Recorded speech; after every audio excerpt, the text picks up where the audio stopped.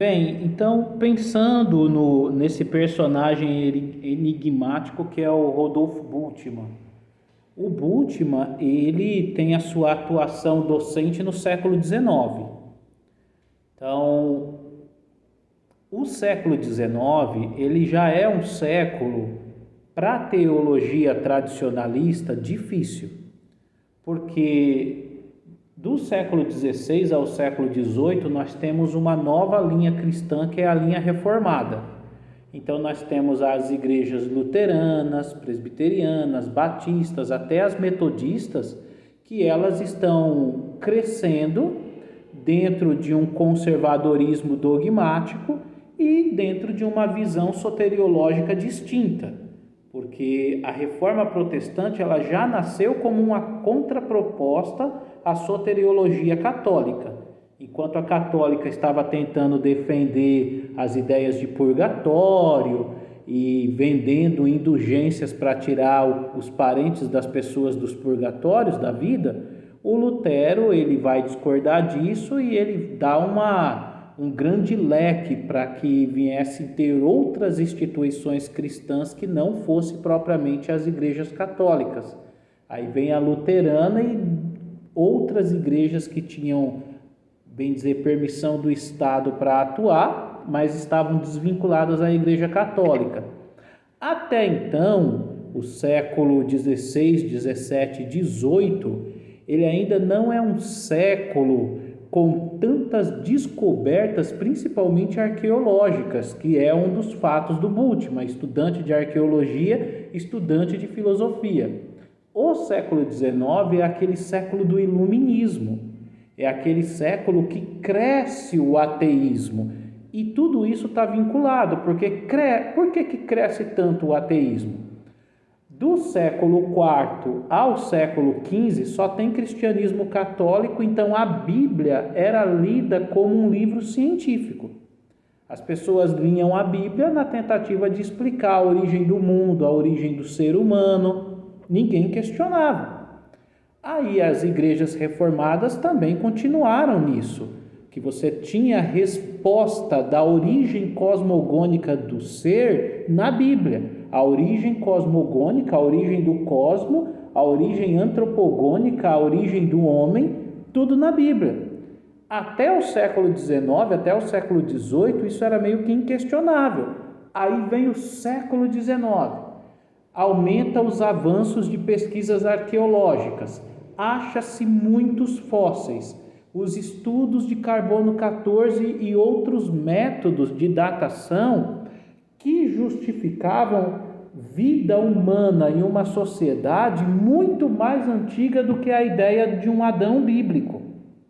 Isso complicou, porque quando você pega a Bíblia e faz uma contagem de Adão a Jesus, só dá 4.000 anos. E os arqueólogos começaram a achar fósseis, requisitos de sociedade de 20.000 anos atrás, principalmente na Mesopotâmia e no Egito, que foram tidos como as localidades mais antigas. Então, eram povos que na datação cronológica passaram a existir muito antes de uma ideia que toda a humanidade veio de Adão. Então, isso foi uma espécie de soco no rosto de algumas pessoas que viveram nessa época, que tinham a Bíblia como um manual de biologia, que tinham na Bíblia uma espécie de cartilha da existência ou da origem das coisas. Assim, eles começaram a utilizar esse termo que você leu, Nádia, para falar da Bíblia. Ou seja, a Bíblia é um compêndio de narrativas míticas para darem sentido e origem aos céus, à terra e ao ser humano. Então, o que nós temos na Bíblia, no que se refere a essas narrativas, não são histórias, mas são mitos. Aí o século XIX bombardeou a Bíblia nisso. O mito é uma coisa que não aconteceu, não é? Isso, o mito é uma narrativa ficcional, ela é construída por uma determinada sociedade, geralmente envolve deuses, porque quando fala de homens, está mais vinculado talvez a sagas de heróis, homens que fazem coisas tremendas, e quando você envolve atos heróicos de deuses, aí estamos falando de narrativas míticas.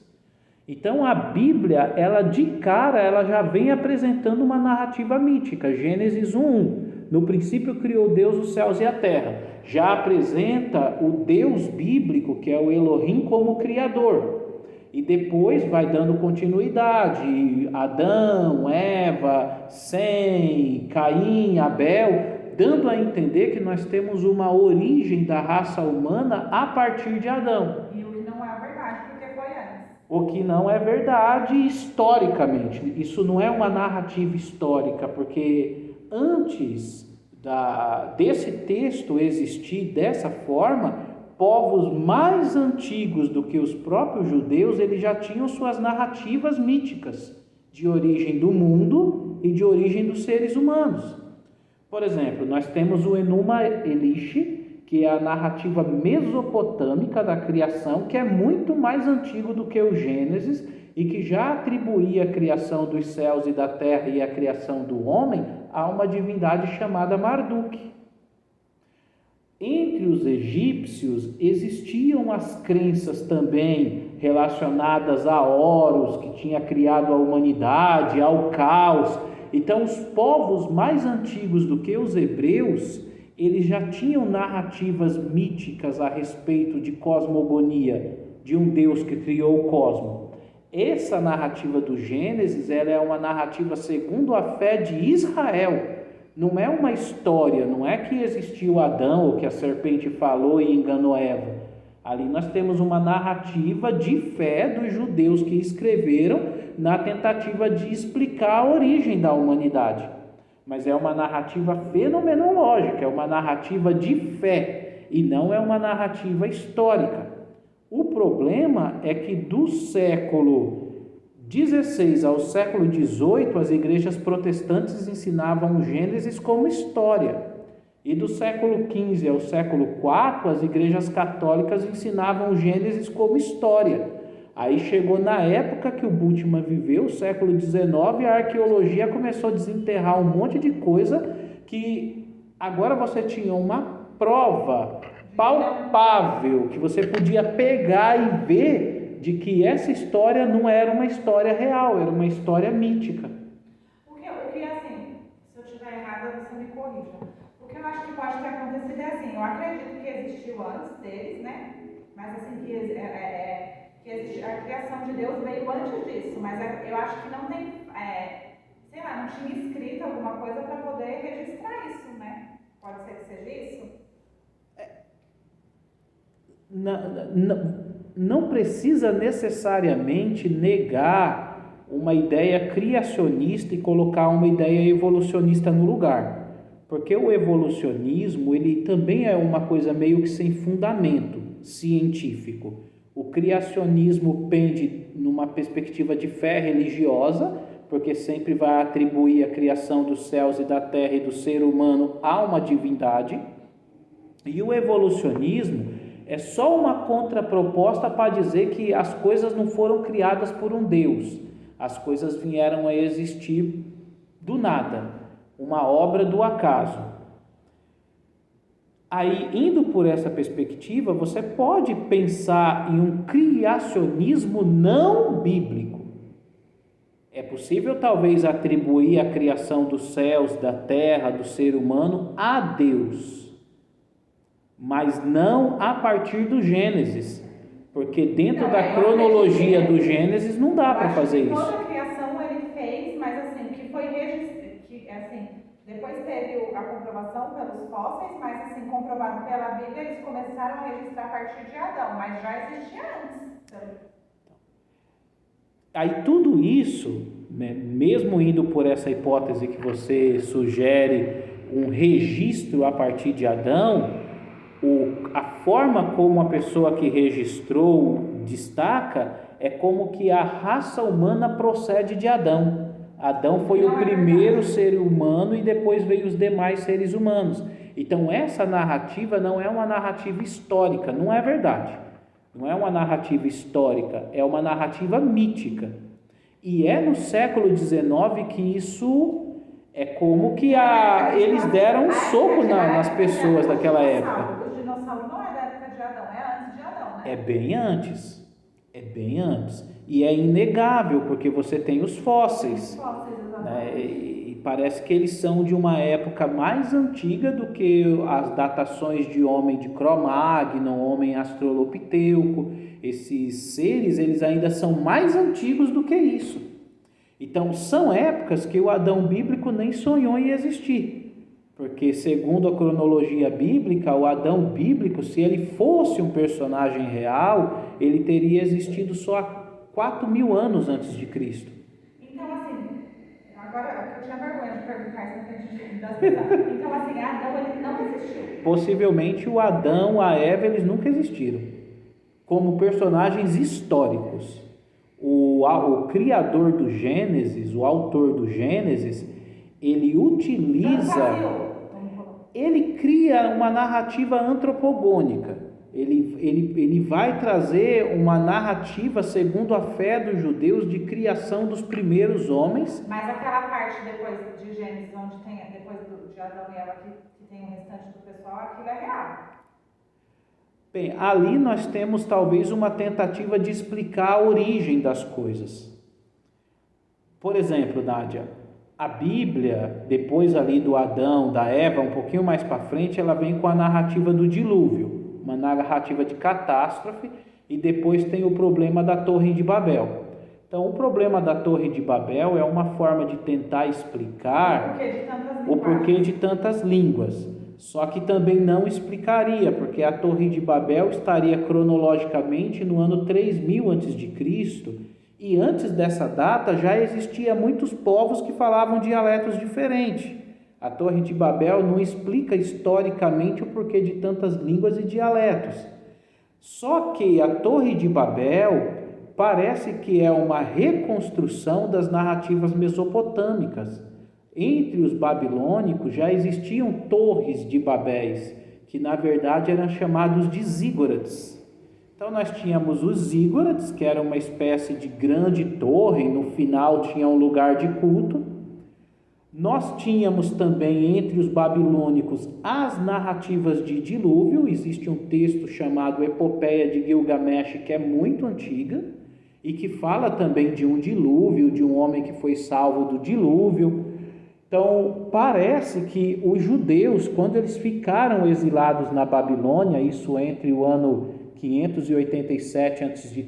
até 539 a.C., eles aprenderam essas narrativas entre os babilônicos, e quando eles saem da Babilônia e vão para Jerusalém, eles reproduzem essas narrativas mudando alguns aspectos. Porque grande parte dos protagonistas divinos eram os deuses babilônicos. Então eles mantêm uma ideia de Torre de Babel, que seria os zígurates babilônicos. Eles mantêm um conceito de dilúvio, que é descrito na Epopeia de Gilgamesh dos mesopotâmicos. Eles trazem a ideia de criação dos céus e da terra, que também era dos mesopotâmicos, no texto Enuma Elish. Eles trazem tudo isso. Só que eles mudam, podemos dizer, os pilares, que são as divindades. Os deuses babilônicos são substituídos pelos deuses dos judeus. O El, o Elohim, o Javé. Então você tem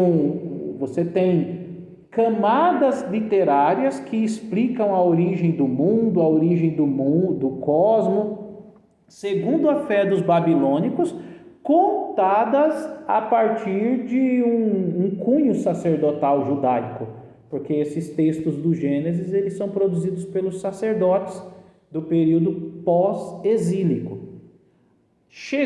Tudo isso que eu te falei agora, chegou-se nessa conclusão no século XIX. E como eles chegaram nessa conclusão? Porque o século XIX ajudou a desenterrar o Enuma Elish, ajudou a desenterrar a epopeia de Gilgamesh, ajudou a desenterrar um monte de textos mesopotâmicos da biblioteca de Assurbanipal. Então eles começaram a identificar como era antiga essa sociedade, quanto religiosa ela era e como às vezes essas narrativas bíblicas parece que faziam quase que cópias ou plágios desses textos. Então chegou nessas conclusões no século XIX. Então foi muito forte, porque o povo estava vindo meio que presos no dogmatismo que a Igreja Católica ou reformada ensinava. Aí quando chega no século XIX, eles são bombardeados com esse monte de informação. Então eles agiram como? Fortalecendo uma concepção ateia, dizendo que tudo que tem na Bíblia é falso e que a Bíblia não serve para nada e que o Deus da Bíblia também é uma farsa. Aí o ateísmo expandiu naquela época, cresceu demais. Por isso o Bultmann, ele vive nessa sociedade que é muito mais racionalista, que está vivendo... Mas ele acreditava em Deus, né? Ele acreditava em Deus, e o autor que você apresenta, ele até chama Bultmann de liberal, e o Bultmann não era um teólogo liberal. Ele se forma em Marburgo, que era uma localidade onde muitos professores eram liberais, mas o Bultmann, ele não vinha de uma teologia liberal, que era uma teologia que estava muito vinculada à filosofia, que também questionava a existência de Deus e aquela teologia eclesiológica que foi construída tanto por católicos como por reformados, por protestantes. Então, o que o Bultmann queria propor? O Bultmann, ele tinha meio que um coração pastoral ainda.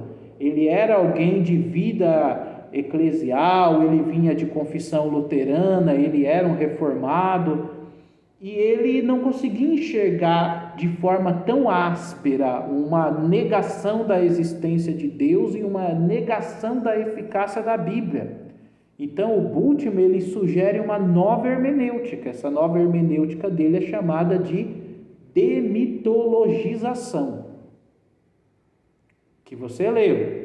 E o que seria? O Bultmann, ele vai focar no Novo Testamento, ele se torna um especialista de Novo Testamento, e ele vai dizer que a demitologização é você demonstrar os textos, principalmente do Novo Testamento, que tem influência dos mitos gregos, e fazer uma releitura hermenêutica desses termos.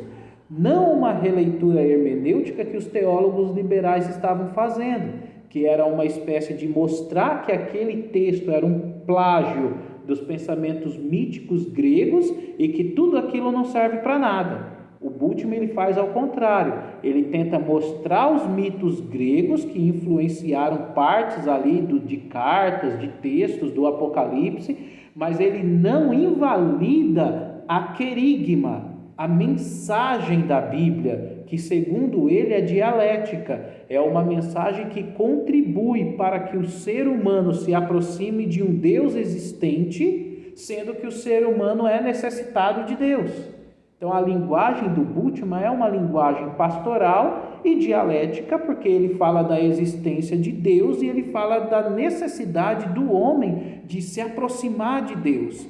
E a Bíblia tem a mensagem que faz isso, é uma ponte que liga o ser humano necessitado a um Deus existente. Então, assim, a grosso modo, para ser mais racional, o Velho Testamento ele é mais mítico do que real.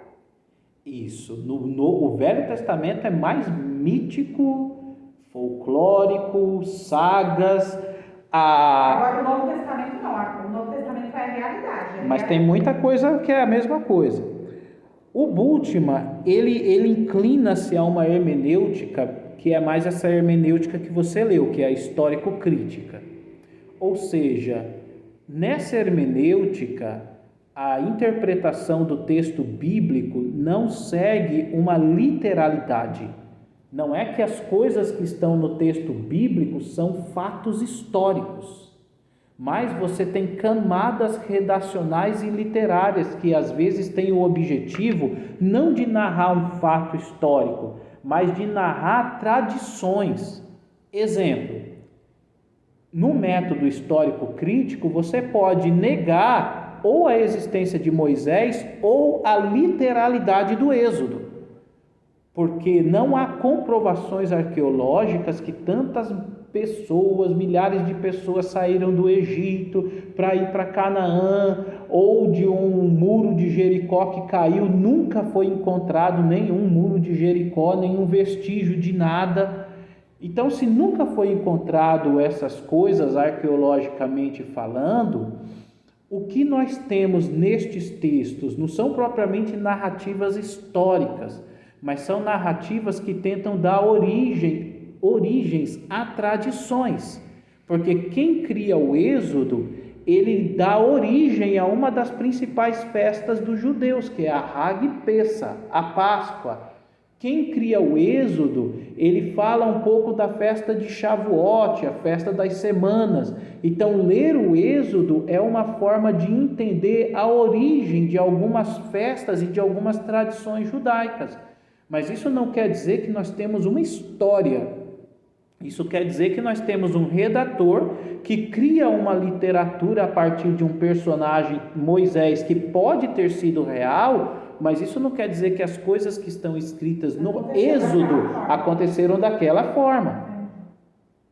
Então, essa metodologia que o Bultmann adota, que outros teólogos também adotaram antes dele, é uma metodologia que permite você ler a Bíblia com uma lente fora da lente dogmática, porque as igrejas reformadas e católicas tinham uma interpretação literalista. A Bíblia está dizendo que o grande peixe engoliu Jonas, então o grande peixe engoliu Jonas. Não tem como, né? Não tem como. Não é real também historicamente falando. Agora, essa metodologia, ela permitia fazer uma análise hermenêutica do texto bíblico a partir da Bíblia como um texto literário, como se você estivesse lendo Ilíada, Odisseia de Homero, como se você estivesse lendo uma literatura antiga e não propriamente um manual de história que ocorreu do jeito que está escrito ali. Então, o Bultmann, ele vive essa realidade de cientificismo, racionalismo, liberalismo, iluminismo, tudo isso está borbulhando na época dele. Já pensou ele nessa época que está agora das igrejas pegando dinheiro do povo? Vixe, seria complexo. Então, ele vive toda essa realidade e o interessante é que ele não deixa a fé dele ofuscar. Mesmo diante de toda essa realidade, ele cria a hermenêutica da demitologização numa proposta de dizer, é verdade, você tem várias influências míticas e sincréticas de outros povos na Bíblia, principalmente no Novo Testamento, mas isso não invalida a querigma, isso não invalida a mensagem que a Bíblia traz, que vai aproximar o ser humano necessitado de um Deus existente. Então ele bateu em cima disso, fez obras em cima dessa dialética e muitas pessoas, principalmente no Brasil, não conseguem entender Bultmann, porque faz aquela leitura que a teologia de Bultmann é liberal, vai fazer a pessoa desacreditar da Bíblia, vai fazer a pessoa desviar. Não, é pelo contrário. O intuito dele é só, abrir os olhos das pessoas que nem tudo que está ali é real. Justamente, ele propõe uma nova hermenêutica, é uma outra metodologia de interpretar a Bíblia, mas que não ofusque a realidade de um Deus que existe, de um ser humano que precisa de Deus. Se quiseram contar uma história para explicar, como que eu vou falar? Não sei explicar. Para ter, sei lá, alguma coisa, mas não que, assim, como que eu vou te dizer? Como que eu vou falar o que eu acho?